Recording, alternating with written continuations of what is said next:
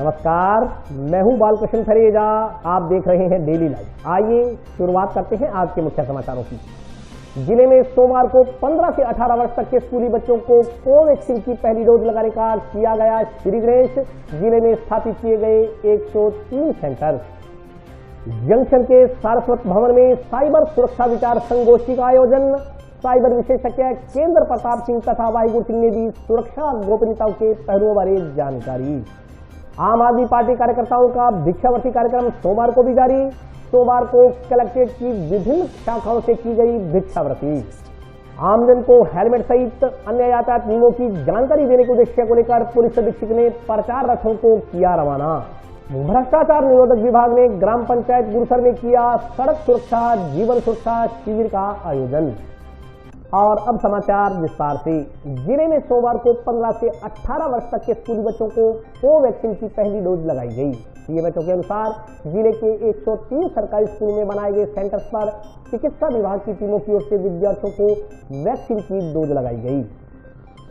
प्रदेश में बढ़ते कोरोना संक्रमण के आंकड़े और तीसरी लहर की आशंका के बीच हनुमानगढ़ जिले में सोमवार को नए साल के तीसरे दिन 15 से 18 वर्ष तक के स्कूली बच्चों को कोवैक्सीन की पहली डोज लगनी शुरू हो गई। जिले के 103 सरकारी स्कूलों में बनाए गए सेंटर्स पर चिकित्सा विभाग की टीम की ओर से विद्यार्थियों को कोवैक्सीन की डोज लगाई गई। अधिकांश बच्चों में भी वैक्सीनेशन करवाने को लेकर उत्साह नजर आया। वहीं कुछ ने डरते हुए वैक्सीन लगवाई। इन्हें टीका लगाने के बाद 30 मिनट तक चिकित्सा विभाग के कार्मिकों की निगरानी में बैठा कर रखा गया। किसी भी विपरीत परिस्थिति के लिए प्रत्येक सेक्शन साइट पर आवश्यक दवा किट उपलब्धता व EFI प्रबंधन की सुविधा रखी गई थी। बच्चों का टीकाकरण केंद्र पर ही ऑन स्पॉट पंजीकरण किया गया। इस आयु के बच्चों को सिर्फ कोवैक्सीन की डोज लगाई जा रही है। चिकित्सा एवं स्वास्थ्य विभाग को 15 से 18 साल तक के बच्चों के वैक्सीनेशन के लिए राज्य स्तर पर कोवैक्सीन की 40,000 डोज उपलब्ध हुई है। इस मौके पर विधायक के अलावा CMHO doctor Navneet Sharma, BCMO doctor Jyoti Dhingra, विद्यालय प्रधानाचार्य सीमा भल्ला आदि मौजूद रहे। इस मौके पर विधायक चौधरी विनोद कुमार ने बताया कि सोमवार से 15 से 18 साल तक के बच्चों के सरकारी विद्यालयों में कोवैक्सीन लगाए जाने का अभियान शुरू किया गया है। अभियान के तहत हनुमानगढ़ जिले में 15 से 18 साल तक के 1,38,000 बच्चों के कोविड-19 टीकाकरण का लक्ष्य रखा गया। चिकित्सा विभाग के अधिकारी 100% लक्ष्य प्राप्त करने के लिए प्रयासरत हैं। मुख्य चिकित्सा एवं स्वास्थ्य अधिकारी नवनीत शर्मा ने बताया कि जिले में 18 से अधिक आयु के करीब 98% नागरिकों के कोविड-19 की पहली डोज लग चुकी है, जबकि करीब 83% नागरिकों के द्वितीय डोज लग चुकी है। उसकी वजह से वर्तमान में हनुमानगढ़ में कोरोना के नए केस भी कम मिल रहे हैं। स्कूली बच्चों के वैक्सीनेशन के लिए 40,000 कोवैक्सीन जिले को मिली है, क्योंकि विभाग का लक्ष्य 1,38,000 बच्चों के टीकाकरण का है। राज्य स्तर पर जोधपुर से जल्द ही और कोवैक्सीन हनुमानगढ़ को प्राप्त हो जाएगी। इस सप्ताह में 15 से 18 साल तक के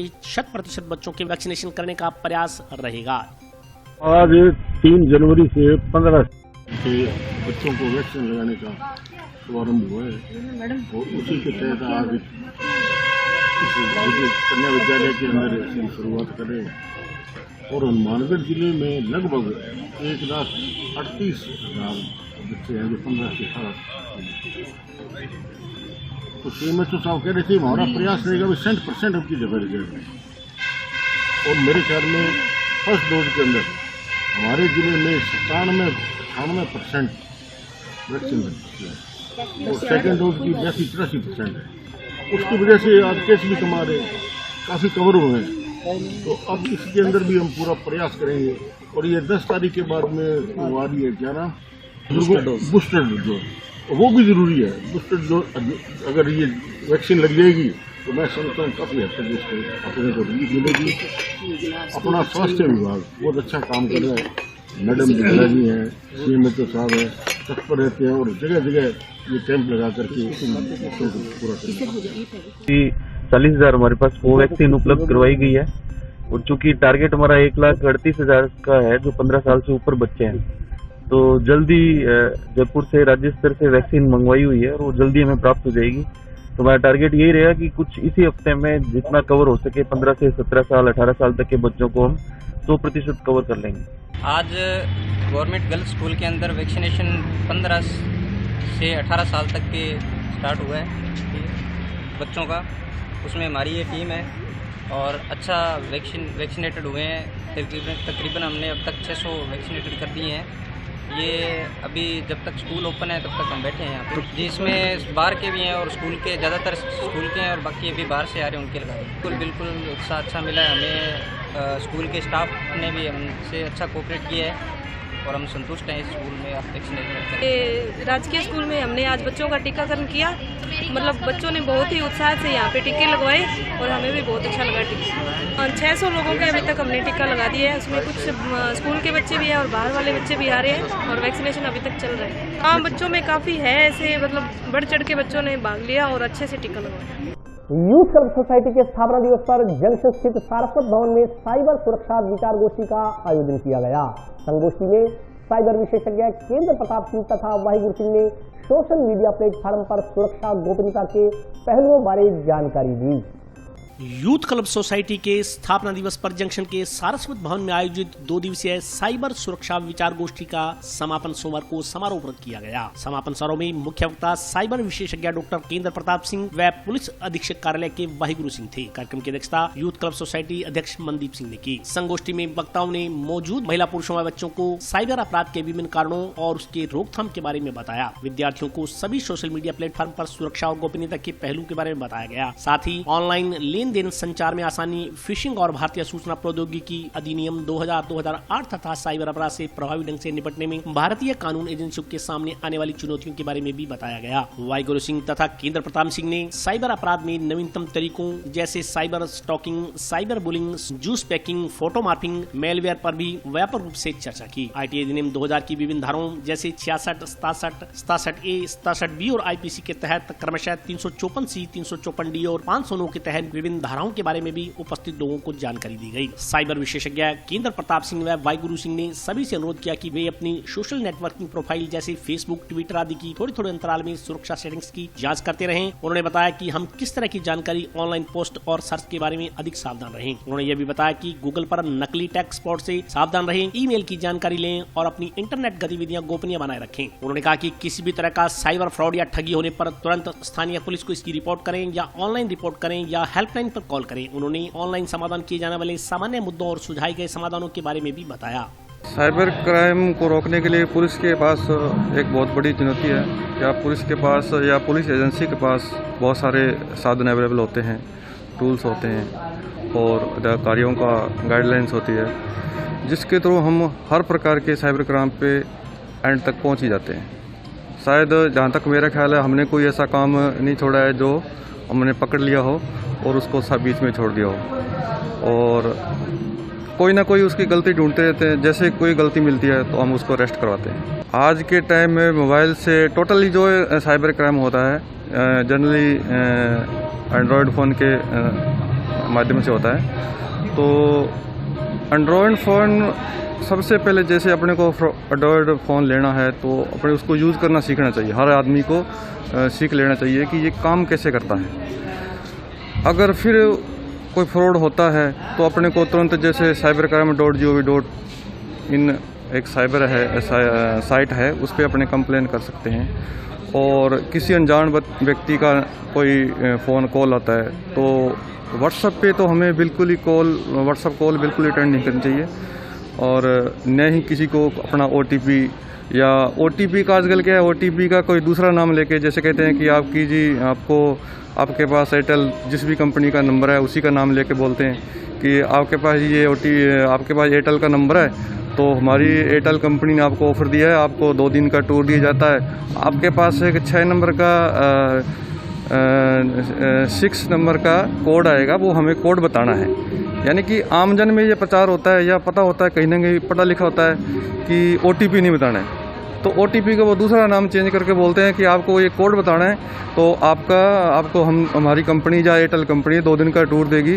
तो जैसे ही वो OTP बताता है तो 6 डिजिट का ही तो OTP होता है और वही कोड बोलते हैं उसको। तो ऐसे कई तरह से लोगों को वो गुमराह करके उनसे साइबर क्राइम हो जाता है। बिल्कुल सचेत रहना चाहिए, कोई अनजान व्यक्ति को अपना ATM नहीं देना चाहिए, पिन नंबर, CCTV नंबर कुछ भी नहीं देना चाहिए। जब तक पूरा विश्वास ना हो तो मेरा ख्याल है उससे को कॉल को अटेंड नहीं करना चाहिए। साइबर संगोष्ठी का आज कार्यक्रम हुआ है और इस कार्यक्रम में सभी युवा जो इकट्ठे हुए हैं, यूथ क्लब सोसाइटी की तरफ से एक प्रोग्राम रखा गया है और उसमें साइबर से लेकर आज हम लोगों से चर्चा कर रहे हैं। और जो ये यूथ क्लब की सोसाइटी की जो मेंबरशिप है, जो लोग जुड़े हुए हैं, वो अलग अलग गाँव और शहरों से पहुँचे हुए हैं, तो वो आगे प्रचार प्रसार करेंगे ताकि आमजन में जागरूकता होगी तो साइबर अपराधों पर लगाम कसेगी और साथ में लोगों को नॉलेज होने पर लोग कम इस प्रकार से वारदातें हमारे पास कम सुनने में आएगी। देखो, बैंकों के संबंध में सबसे पहले बहुत से अभियान गवर्नमेंट ने भी चला रखे हैं। राजस्थान पुलिस ने भी अपना अभियान छेड़ रखा है और उस मुहिम से बैंक कर्मचारियों के माध्यम से भी प्रचार प्रसार किया जा रहा है। हम लोगों से यही अपील करते हैं, मेरे द्वारा आप आमजन से अपील करता हूं कि बैंक्स कभी भी किसी के जो मोबाइल नंबर है उसका OTP नहीं जानती है और किसी भी जो सामान्य जानकारी है मोबाइल पर नहीं लेती है। तो अगर किसी प्रकार की समस्या होती है तो बैंक शाखा से संपर्क करें और शाखा से संपर्क करने पर ही अपने बैंक की कोई भी जो सुधार है वो करने का कार्य करें, तो कम से कम आपके साथ ऐसी वारदात होगी। बिजली के बिलों के नाम पर की जा रही लूट के विरोध में आम आदमी पार्टी कार्यकर्ताओं की ओर से शुरू किया गया भिक्षावृत्ति कार्यक्रम सोमवार को 7वें दिन भी जारी रहा। सोमवार को कलेक्ट्रेट परिसर स्थित विभिन्न शाखाओं के अधिकारियों कर्मचारियों से भिक्षावृत्ति की गई। बिजली बिलों के नाम पर की जा रही लूट के विरोध में आम आदमी पार्टी कार्यकर्ताओं की ओर से शुरू किया गया भिक्षावृत्ति कार्यक्रम सोमवार को 7वें दिन भी जारी रहा। सोमवार को कार्यकर्ताओं ने पार्टी के जिला संयोजक सुरेंद्र बेनीवाल के नेतृत्व में जंक्शन में जिला कलेक्ट्रेट परिसर स्थित विभिन्न शाखाओं के अधिकारियों कर्मचारियों को पहले गुलाब का फूल भेंट किया और फिर उनसे भिक्षा मांगी। अधिकारियों कर्मचारियों ने भी भिक्षा के रूप में कुछ रुपए उनके कटोरे में डाल दिए। इस मौके पर जिला संयोजक सुरेंद्र बेनीवाल ने कहा कि आम आदमी पार्टी चाहती है कि राजस्थान का प्रत्येक नागरिक खुशहाल रहे। नया साल शुरू हुए 3 दिन हुए हैं। इस पर पार्टी ने मनन किया कि नए साल के उपलक्ष्य में जिला कलेक्ट्रेट में बैठने वाले प्रशासनिक अधिकारियों को गुलाब का फूल भेंट कर उनसे पार्टी के बिजली कैंपेन में सहयोग करते हुए भिक्षा देने का आग्रह किया गया। उन्होंने बताया कि बिजली की दरों में वृद्धि के खिलाफ आम आदमी पार्टी की पूरी टीम पिछले 22 दिनों से आंदोलन कर रही है। आंदोलन के तहत बिजली कंपनियों का घाटा पूरा करने व राज्य सरकार की मदद करने के लिए भिक्षा मांगने का अभियान शुरू किया गया है। उन्होंने कहा कि एक सप्ताह में उन्हें 3300 रूपए की भिक्षावृत्ति प्राप्त हुई है। इस राशि को मंगलवार दोपहर करीब 12 बजे डिमांड ड्राफ्ट के जरिए जिला कलेक्टर के माध्यम से मुख्यमंत्री सहायता कोष में भिजवाया जाएगा। इस दौरान बिमला मोदी, शिवलाल, बनवारी लाल, लीलाधर भाट, शिवपाल यादव, दर्शन लाल, संजय खदरिया, मनीराम, जगदीश कुमार, सोनू, कालू राम सहित अन्य कार्यकर्ता मौजूद रहे। उनकी समस्या को लेकर के बिजली के मुद्दे को लेकर आंदोलन कर रही है और उसमें एक 7 दिवस का भिक्षा मांग करके राजकोष में जमा कराने का अभियान था। उसी अभियान के तहत आज उस कार्यक्रम का अंतिम दिन है और आज हम यहाँ कलेक्ट्रेट कैंपस पहुँचे हैं और कैंपस में जितने भी प्रशासनिक अधिकारी हैं उन सब अधिकारियों को गुलाब का फूल दे करके और उनसे रिक्वेस्ट की जा रही है कि सर आप राजस्थान सरकार की इस मुहिम को पूरा करने के लिए, सरकार का सहयोग करने के लिए आप हमें जो है वो भिक्षा स्वरूप जो आपकी इच्छा हो आप हमें प्रदान करें ताकि हम उसको कल राजकोष में जमा करवा सकें। हमारा मुख्य उद्देश्य ये है कि गुलाब का फूल देना, हम गांधीवादी तरीके में विश्वास करते हैं। हिंसा कहीं भी जो है हमारी पार्टी की विचारधारा में नहीं है, तो अहिंसा हमारा जो है वो प्रमुख हथियार है और इसीलिए गांधीवादी तरीका बना करके हम जो है वो अधिकारियों से संपर्क करें और अधिकारियों ने भी बड़े सम्मान के साथ जो है वो हमारी बात को सुना है और हमें अपनी योग्यता के अनुसार, अपनी इच्छा के अनुसार हमें उन्होंने भिक्षा भी दी है। आज 19 दिन से वहाँ धरने पे बैठे थे। उसके बाद हमने 7 दिन का अभियान चलाया भिक्षा मांगने का कि कंपनियों का घाटा पूरा हो और इस घाटे को पूरा करने के लिए हम भिक्षा मांग रहे हैं। आज हम कलेक्ट्रेट ऑफिस आए हैं और सभी अधिकारियों ने कुछ ना कुछ दिया है। हमने भी गुलाब का फूल देकर, हमारी पार्टी ने गुलाब का फूल देकर उनका स्वागत किया है, नए साल की मुबारकबाद दी है और हम ये भिक्षा मांग कर राजकोष में जमा कराया गया। आज हमारा 7वां दिन है, हमने 7 दिन तक भिक्षा मांगी है। आमजन को हेलमेट सहित अन्य यातायात नियमों की जानकारी देने के उद्देश्य को लेकर सोमवार को पुलिस अधीक्षक ने प्रचार रथों को झंडी दिखाकर रवाना किया। यातायात पुलिस ने साल 2022 में दुपहिया वाहन चालकों के लिए हेलमेट की अनिवार्यता लागू करने की योजना को धरातल पर मूर्त रूप देने की दिशा में कार्य करना शुरू कर दिया है। इसके तहत प्रथम सप्ताह में यातायात पुलिस की ओर से दुपहिया वाहन चालकों को हेलमेट पहनने के लिए जागरूकता अभियान चलाया जा रहा है। सोमवार को इस अभियान का आगाज जिला पुलिस अधीक्षक श्रीमती प्रीति जैन ने किया। प्रीति जैन ने 4 प्रचार रथों को हरी झंडी दिखाकर किया। चारों प्रचार रथ अलग अलग क्षेत्रों में जाकर प्रचार प्रसार कर दुपहिया वाहन चालकों को आवश्यक रूप से हेलमेट पहनने के लिए जागरूक करेंगे। जागरूकता अभियान के बाद यातायात पुलिस की ओर से ऐसे दुपहिया वाहन चालकों से सख्ती से निपटा जाएगा जो हेलमेट पहने बगैर वाहन चलाते मिलेंगे। इस मौके पर पुलिस अधीक्षक श्रीमती प्रीति जैन ने बताया कि जिला पुलिस ने प्रत्येक दुपहिया वाहन चालक की सुरक्षा के लिए हेलमेट की अनिवार्यता को समझते हुए नए साल में जनवरी के प्रथम सप्ताह में जागरूकता के लिए एक अभियान आरंभ किया है। इसके तहत 4 वाहन प्रचारों को हरी झंडी दिखाकर रवाना किया गया है। यह चारों वाहन अलग अलग क्षेत्रों में जाकर दुपहिया वाहन चालकों को अनिवार्य रूप से हेलमेट पहनकर अपनी व अपने परिवार की सुरक्षा के लिए जागरूक करेंगे। यातायात प्रभारी अनिल चिंदा ने बताया कि जिला कलेक्टर के निर्देशों की पालना में यातायात पुलिस की ओर से सोमवार से हेलमेट अनिवार्यता को लेकर वाहन वाहन चालकों को जागरूक करने के लिए अभियान शुरू किया गया। अभियान के तहत शहर के चौक चौराहों पर आमजन को हेलमेट पहनकर दुपहिया वाहन चलाने के लिए प्रेरित किया जाएगा। उन्हें हेलमेट पहनकर वाहन चलाने के फायदे व हेलमेट पहने बगैर वाहन चलाने के नुकसानों बारे बताया जाएगा। आज जनवरी के प्रथम सप्ताह में वर्ष 2022 में जिला पुलिस ने हेलमेट की अनिवार्यता को समझते हुए कि प्रत्येक व्यक्ति की सुरक्षा के लिए आवश्यक है कि जब भी दुपहिया वाहन चाहे चलाए या पीछे बैठे, जीवन की सुरक्षा के लिए और अपनों की सुरक्षा के लिए हेलमेट का प्रयोग अनिवार्य है। इसी अनिवार्यता को देखते हुए हेलमेट की जागरूकता लाने के लिए कि सभी व्यक्ति हेलमेट लगाएं, एक अभियान के रूप में इसको प्रारंभ किया गया है, जिसमें 4 गाड़ियां अलग अलग क्षेत्रों में इसका प्रचार प्रसार करेंगी। इसके बाद आने वाले समय में हम इसके खिलाफ जो हेलमेट का प्रयोग नहीं करते हैं उसके खिलाफ आवश्यक कार्रवाई भी की जाएगी। शिक्षक महोदय के निर्देशानुसार आज से हेलमेट अनिवार्यता अभियान शुरू किया गया है, क्योंकि दुपहिया वाहन जो चला रहे हैं काफ़ी लोग हेलमेट नहीं लगाते हैं। कई बार एक्सीडेंट हो जाता है और हेड इंजरी के कारण डेथ भी हो जाती हैं, और इस चीज़ को बचाने के लिए एक हेलमेट अनिवार्यता अभियान चलाया गया है। लोगों को अवेयरनेस करेंगे ताकि हेलमेट के बारे में आमजन जागरूक हो, और ये लगातार अभियान चलेगा। उसके बाद जो लोग हेलमेट नहीं लगा रहे हैं उनके खिलाफ नियमानुसार कार्रवाई की जाएगी। अभी ये 1 हफ्ते का है, उसके बाद और चलाएंगे। भ्रष्टाचार निरोधक ब्यूरो हनुमानगढ़ की ओर से ग्राम सजग योजना के तहत गोद ली गई ग्राम पंचायत गुरसर में सोमवार को सड़क सुरक्षा जीवन सुरक्षा कैंप का आयोजन किया गया।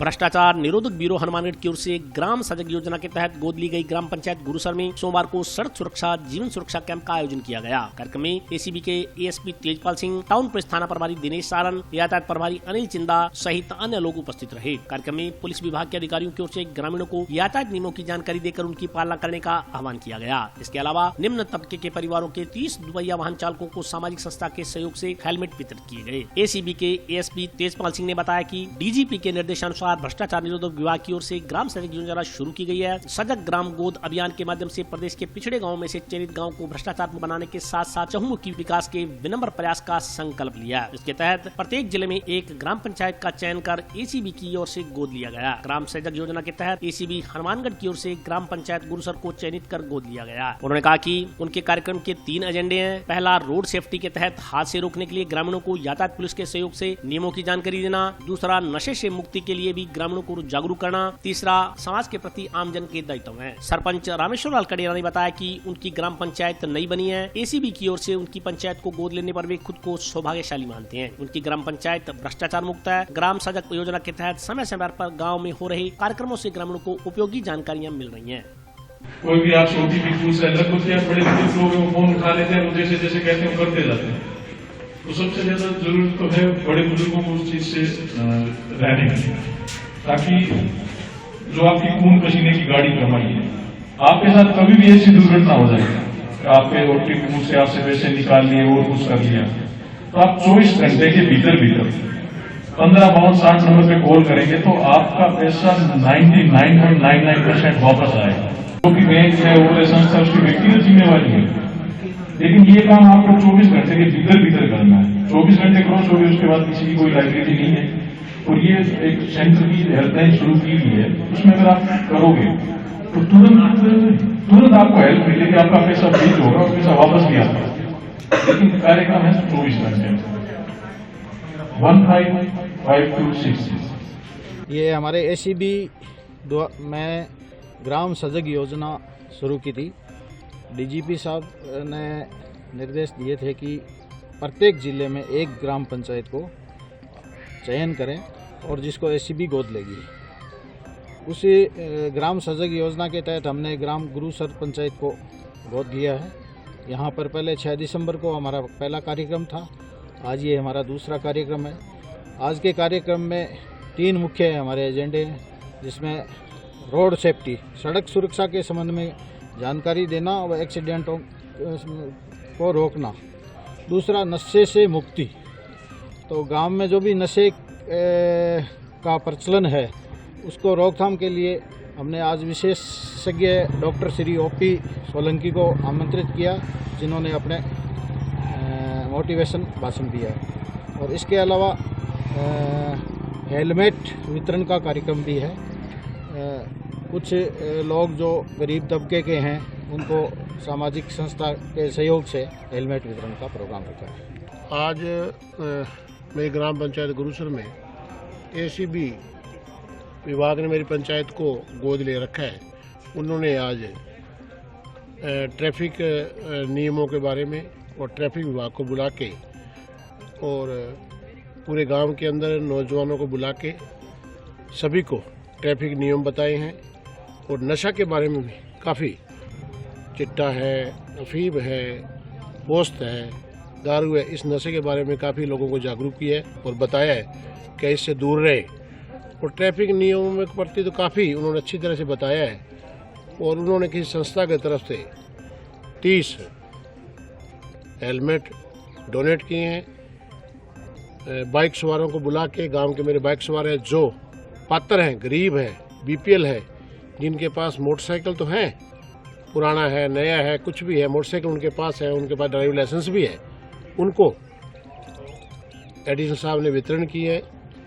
30 आदमियों को हेलमेट दिए हैं और साथ में उनको ट्रैफिक नियमों के बारे में अच्छी तरह जानकारी दी है।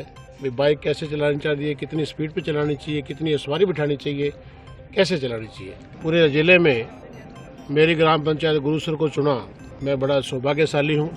मेरा गांव बड़ा सौभाग्यशाली है, मेरी पंचायत बड़ा सौभाग्यशाली है कि हमें सबसे पहले चुना है।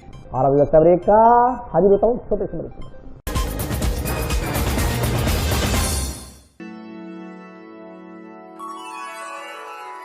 यूं तो कई बार मुझे हंसते देखा है, पर ये हंसी कुछ और है। ये गहना मुझ पर जचता है, पर ये महज एक गहना नहीं, ये रूपरेखा है मेरे मन की, हंसती खिलखिलाती लहरों की, जो आतुर थी अब तक मुझ पर सजने को। इसलिए ये गहना ही मेरा सच्चा श्रृंगार है, श्रृंगार है, श्रृंगार है।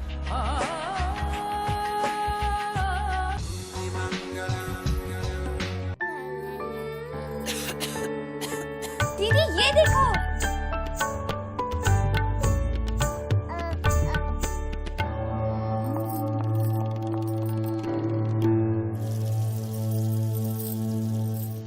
नोवेल कोरोना वायरस बीमारी को फैलने से रोका जा सकता है।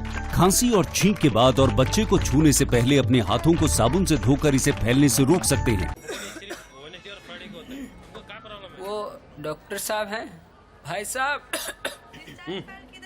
खांसी और बुखार था, सोचा चेक करवा लूं।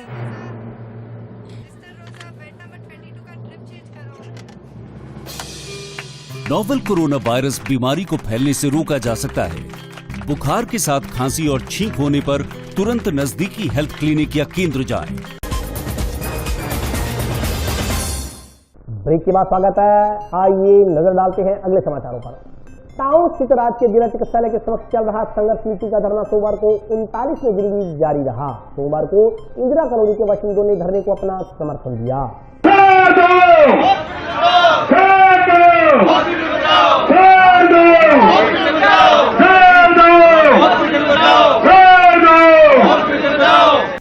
टाउन स्थित राजकीय जिला चिकित्सालय के समक्ष चल रहा संघर्ष समिति का धरना सोमवार को 39वें दिन में प्रवेश कर गया। सोमवार को टाउन स्थित इंदिरा कॉलोनी के बाशिंदों ने धरने को अपना समर्थन दिया। इस मौके पर बोलते हुए इंदिरा कॉलोनी के वासियों ने कहा कि सरकार तथा प्रशासन टाउन क्षेत्र के लोगों के साथ अन्याय करने पर तुली हुई है। उन्होंने कहा कि पिछले 40 वर्षों से यहाँ हॉस्पिटल चल रहा है, लेकिन अचानक इसे स्थानांतरित कर जंक्शन स्थापित करने का तुगलकी फरमान सुना दिया गया। उन्होंने मेडिकल कॉलेज से संबद्ध बेस अस्पताल को टाउन में ही रखने की मांग करते हुए कहा कि यदि उनकी मांग को अनदेखा किया गया तो वे आंदोलन को तेज करेंगे। इस मौके पर राजकीय जिला चिकित्सालय को स्थानांतरित करने के जिम्मेदार लोगों के पुतले बनाकर उन्हें जूते मारे गए। टाउन हॉस्पिटल के अगे पिछले 39 दिनों तो चल रहा धरना, ਇਹਦਾ ਅਸੀਂ ਸਮਰਥਨ ਦਿੰਦੇ ਹਾਂ क्योंकि हनुमानगढ़ टाउन निवासियों की मरीजों वास्ते लोगों वास्ते रीढ़ की हड्डी है हॉस्पिटल। इस करके मतलब असी कुछ भी हो जाए ये हॉस्पिटल इत्थों शिफ्ट नहीं होने देंगे। बस असी इस धरने का संघर्ष समिति का समर्थन करते उत्थे शिफ्ट हो गया मतलब होने नहीं देंगे ना कुछ ही हो जाए आंदोलन को अगे बढ़ावांगे बहुत ज्यादा मतलब इन्हें नाक च दम कर देंगे प्रशासन की राजस्थान सरकार तक हर बने मतलब इस चीज़ का मतलब असर दिखूगा इट तो इट तो दिल्ली च बजा दी फिर गल ही कुछ नहीं। आज अपने इंदिरा कॉलोनी में सारे गणमान्य लोगों ने उपस्थित होकर यहाँ पर धरने को समर्थन दिया है हॉस्पिटल ऑफ संघर्ष समिति में। इसमें हमारा जो ये राजकीय बेस हॉस्पिटल है चिकित्सालय राजकीय चिकित्सालय ये जंक्शन लेके जाने की जो चल रही है जालसाजी उसको कामयाब नहीं होने देंगे। इसके संदर्भ में ये किया गया है क्योंकि मेडिकल कॉलेज बनता है तो वहाँ बनने की बेस हॉस्पिटल ये है और ये यहाँ से बना हुआ हॉस्पिटल लेकर जाना बहुत ही गलत है। आज हमने संघर्ष समिति ने धरना दिया है हॉस्पिटल को गट से नहीं जाने देंगे यहीं रखेंगे हमारी यही मांग है।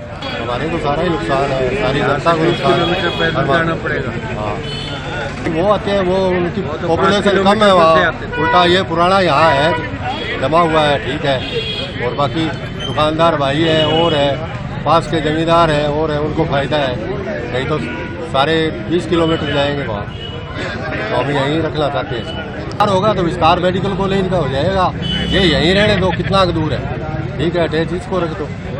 टाउन स्थित राजकीय बालिका उच्च माध्यमिक विद्यालय में चल रहे एनएसएस शिविर में सोमवार को बालिकाओं को उत्तम स्वास्थ्य के लिए योगासन बारे जानकारी दी गई। टाउन स्थित राजकीय बालिका उच्च माध्यमिक विद्यालय में चल रहे 7 दिवसीय एनएसएस कैंप के छठे दिन बालिकाओं को बटनेर दुर्ग में श्रमदान करवाया गया। इसके अलावा विद्यालय परिसर में छात्राओं को योगा अभ्यास भी करवाया गया। शिविर में योगाचार्य श्रीमती अचला वर्मा ने छात्राओं को स्वस्थ रहने के लिए योगासन करने के गुर सिखाए। उन्होंने बताया कि प्लास्टिक पॉलिथीन बैग की स्वास्थ्य पर दुष्प्रभाव तथा इसके नुकसानों के बारे में आमजन को जागरूक करने के लिए रैली निकाली गयी। प्राणायाम का टाइमिंग पीरियड कितना होता है 2 मिनट से हम इसको शुरू कर सकते हैं और 10 मिनट तक। ये तो नॉर्मल व्यक्ति के लिए 2 मिनट से लेके 10 मिनट तक। अगर इसका ब्लड प्रेशर ज्यादा रहता है गुस्सा बहुत आता है तनाव बहुत रहता है तो उसके लिए कितना करना पड़ता है आधा घंटा करना पड़ता है। और ये करना कब पड़ता है खाली पेट सुबह ब्रह्म मुहूर्त में उठ तब ये काम करता है। ऐसे नहीं शोर शराबा हो रहा है और बस्ती का प्राणायाम कर रहे हैं ऐसा नहीं ठीक है। आज एनएसएस कैंप के 7 दिवसीय विशेष शिविर के 6ठे दिन में आज बच्चों की जो शुरुआत हुई वो सरस्वती वंदना ध्यान योग व लक्ष्य गीत से शुरू की और चाय नाश्ते के बाद बच्चों ने श्रमदान किया विद्यालय में श्रमदान किया। उसके बाद में आज बच्चों को बटनेर दुर्ग ले जाया गया जहाँ पे प्लास्टिक पॉलीथीन बैग पर रैली का आयोजन किया और प्लास्टिक पॉलीथीन बैग्स पर बैन के लिए उन्होंने वहाँ सारी जितनी बटनेर दुर्ग में पॉलीथीन थी उनको उठाया और वहाँ पे अपना श्रमदान किया आज बच्चों ने। जी आज वार्ता में आज अचला जी वर्मा जी आए हैं जो कि हनुमानगढ़ के यहाँ योगा ट्रेनर हैं और आज बच्चों को योगा से रिलेटेड ध्यान योग और पढ़ाई से रिलेटेड जो योग हैं उनकी शिक्षा देने के लिए यहाँ पे बुलाया गया है। माकपा से संबद्ध श्रमिकों ने आज श्रम अधिकारी को ज्ञापन देकर पूरी मजदूरी सहित विभिन्न समस्याओं के समाधान की मांग की। माकपा से संबद्ध श्रमिकों ने आज श्रमिक नेता सतीश अरोड़ा के नेतृत्व में श्रम अधिकारी को ज्ञापन सौंपकर ईंट भट्ठा मालिकों से श्रमिकों को पूरी मजदूरी दिलवाने की मांग की गई। दिए गए ज्ञापन में कहा गया कि भट्ठा मालिक वर्तमान में चल रही महंगाई के अनुपात में मजदूरों को बहुत कम मजदूरी पे कर रहे हैं। उन्होंने श्रम अधिकारियों से आग्रह किया कि वे भट्ठा मालिकों को बुलाकर मजदूरों के साथ मीटिंग करवाएं तथा उन्हें मजदूरों की पूरी मजदूरी देने के लिए बाध्य करें। उन्होंने कहा कि ईंट भट्टों पर काम करने वाले मजदूर स्थानीय नहीं है बल्कि यूपी और बिहार के प्रवासी मजदूर हैं। उनके साथ ईंट भट्ठा मालिकों द्वारा अन्याय किया जाता है। उन्हें मूलभूत सुविधाएं उपलब्ध नहीं करवाई जाती तथा उनकी हक की पूरी मजदूरी नहीं दी जाती। उन्होंने कहा कि ठेकेदारों तथा ईंट भट्ठा मालिकों की मिलीभगत के चलते मजदूरों का शोषण हो रहा है। मेरा आज हर साल की भांति इन ईंट भट्ठा मजदूरों का मांग पत्र श्रम विभाग अधिकारी को दिया। श्रम अधिकारी से हमारा अनुरोध है कि वो भट्ठा मालिकों को बुलाए और बुलाकर हमारी इन मजदूरों को आज की महंगाई के तहत देखते हुए इनको सभी मूलभूत सुविधाएं इनको प्रदान की जाएं। ये लोग यूपी बिहार और उनसे दूर दूर से चल के आते हैं इन लोगों को इनकी मजदूरी वक्त पे मिले और मजदूरी अच्छी मिले, जिससे कि इनके बच्चों का लालन पालन और इनके बच्चों की पढ़ाई है, दवाई है या कोई और सुविधाएं हैं वो दी जाएं।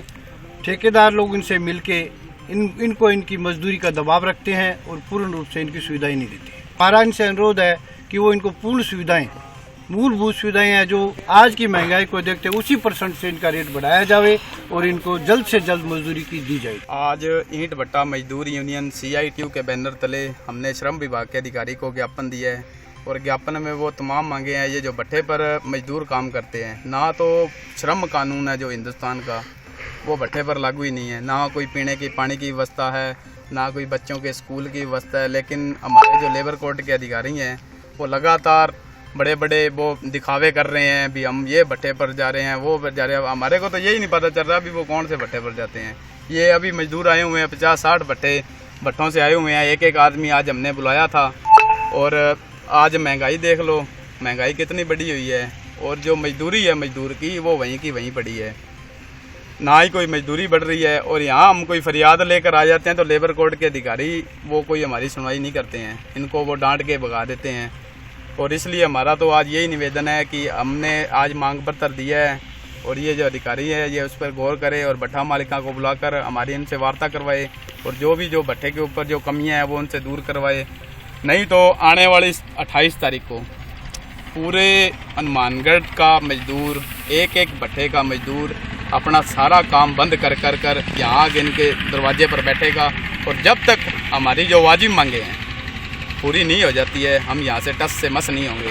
चाहे इसके लिए जो भी करना पड़े वो हम करने के लिए तैयार हैं। लेकिन जो हमारे जो पेड़ का सवाल है ये आज सुबह रात को हालात ये है भी रात को इस ठंड के अंदर, भयंकर ठंड के अंदर रात को 2 बजे उठकर मजदूर काम पर लग जाता है, लेकिन उसकी मजदूरी वही 250-300 रुपये, सुनने वाला नहीं है इनकी। इसलिए हमारा तो यही निवेदन है भी ये हमारी वार्ता कराए और जो वाजिब रेट है जो हमने मांग पत्र में दे दिया है इनको, वो हमारा जो प्रयास करे वार्ता के माध्यम से, नहीं तो 28 तारीख को हम इसका घेराव करेंगे। आज के लिए बस इतना ही, कल फिर हाजिर होता हूँ नए समाचारों के साथ। तब तक के लिए नमस्कार।